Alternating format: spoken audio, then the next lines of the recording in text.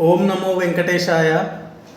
ఈరోజు తిరుమలయ్యగుట్ట దేవస్థానం దర్శనానికి వెళ్తున్నాను. ఈ దేవస్థానం పెద్దగూడెం గ్రామం పరిధిలో ఉంటుంది. వనపర్తి జిల్లా కేంద్రానికి 6 కిలోమీటర్ల దూరంలో ఉంటుంది. వనపర్తి నుంచి పెబ్బేరు వెళ్ళే మార్గంలో ఎడమవైపు ఇప్పుడు మీరు చూస్తున్న ఆర్చ్ కనపడుతుంది. ఇక్కడే కమలనాభుడు వెలిసిన ప్రాంతం ఇది. ఈ ప్రాంతాన్ని తిరుమలనాథ స్వామి గుట్టగా పిలుస్తారు. తిరుమలయ్య గుట్ట అని కూడా అంటారు. ఈ ప్రాంతం ప్రకృతిలో విహరిస్తున్నట్టుగా చాలా ప్రశాంతంగా ఉంటుంది. మీరు చూస్తున్న ఈ రోడ్డు మార్గం గుండా వెళ్తేనే ఆ ఎత్తైన గుట్టపై కనపడుతున్న దేవాలయమే శ్రీ తిరుమలనాథ స్వామి దేవాలయం.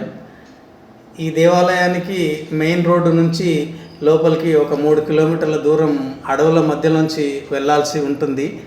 బాగా ఎత్తైన గుట్టపైన స్వామివారి విగ్రహం దేవాలయం ఉంటుంది.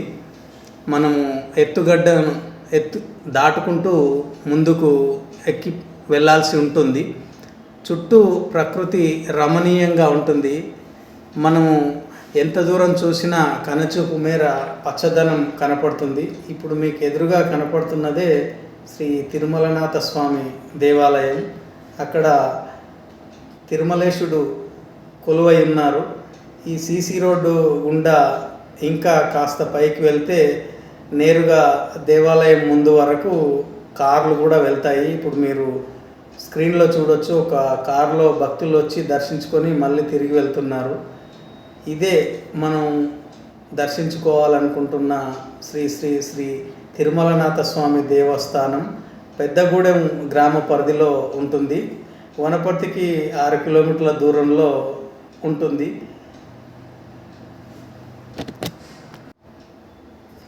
ఇక్కడ మొదట స్వామివారి విగ్రహం ఒక్కటి ఆ ఎత్తైన గుట్టపైన ఉండేది.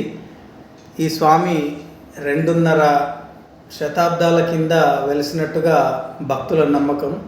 ఇప్పుడు మెట్లు తయారు చేయించడం జరిగింది. ఈ మెట్ల నుంచి పైకి ఎక్కుతూ మనం దర్శించుకోవాలి.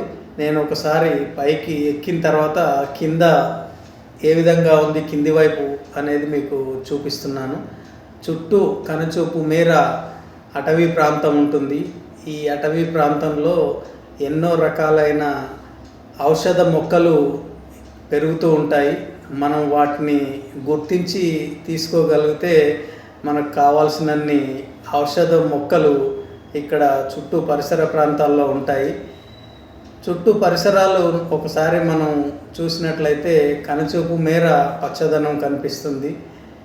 ఆ శిలలు ఎంత పురాతనమైనయో కూడా మనం ఒకసారి ఆ శిలలను చూస్తే మనకు అర్థమవుతుంది. చుట్టూ సుదూర ప్రాంతాల్లో ఉన్న ఊర్లన్నీ చిన్న చిన్న ఊర్లుగా, చిన్న చిన్న గ్రామాలు మనకు కనపడుతూ ఉంటాయి. మనకు కనుచూపు మేర మేఘావృతమైన సన్నివేశం ఇప్పుడు మనకు చిత్రంలో చూడొచ్చు. ఆ మెట్ల ద్వారానే కింది నుంచే నేను పైకి ఎక్కుతూ వచ్చాను. మీరు ఆ స్క్రీన్లో చూడొచ్చు, వెనుక వైపు ఒక మినీ బస్సులో భక్తులు అక్కడ దర్శించుకోవడానికి కూడా వస్తున్నారు. ఆ మెట్ల మార్గం నుంచి ఇలా పైకి ఎక్కాల్సి ఉంటుంది. ఒకప్పుడు ఏ విధమైన సదుపాయాలు ఉండేవి కావంట, కానీ ఈ మధ్యకాలంలో అన్ని సదుపాయాలు ఏర్పాటు చేయడం జరిగింది. ఇక్కడ ఆ రోడ్డు ఎన్నో వంపులు తిరుగుతూ ఆ గుట్టల మధ్యలోంచి మనం పైకి శ్రీ తిరుమలనాథ స్వామి వారిని దర్శించుకోవడానికి రావాల్సి ఉంటుంది. ఇదే మనము ఎప్పుడెప్పుడా అని ఎదురు చూస్తున్న శ్రీ తిరుమలనాథ స్వామి ఆలయం. ఈ ఆలయం చుట్టూ చాలా ఎత్తైన కొండల మధ్యలో ఉంటుంది. మనం పైకి ఎక్కడానికి కాస్త ఆయాసపడుతూ ఎక్కాల్సిన పరిస్థితి ఇంతకుముందు ఉండేదట, కానీ ఇప్పుడు మెట్లు ఏర్పాటు చేయడం ద్వారా సునాయాసంగా పైకి వెళ్ళి తిరుమలనాథ స్వామిని దర్శించుకొని తరించవచ్చు. ఇక్కడ ప్రతి శ్రావణ మాసంలో ఘనంగా ఉత్సవాలు జరుగుతాయి. శనివారం రోజున భక్తులు అనేక మంది వచ్చి దర్శించుకొని తరిస్తారు. ఉదయం 6 గంటల నుంచి సాయంత్రం 5 గంటల వరకు భక్తులు దర్శించుకుంటారు. ప్రకృతిని ప్రేమించే ప్రకృతి ప్రేమికులకు ఒక చిరస్మరణీయమైన అనుభూతిగా ఈ దేవాలయ సందర్శన అనేది నిలిచిపోతుంది అనడంలో అతిశయోక్తి ఏమాత్రం లేదు.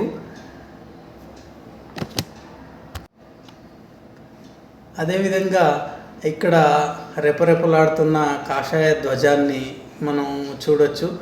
అక్కడ ఆ ధ్వజంపై హనుమ ఆ ప్రాంతాన్ని సంరక్షిస్తున్నట్టుగా కాషాయం కలర్లో అక్కడ ధ్వజం ఉంది.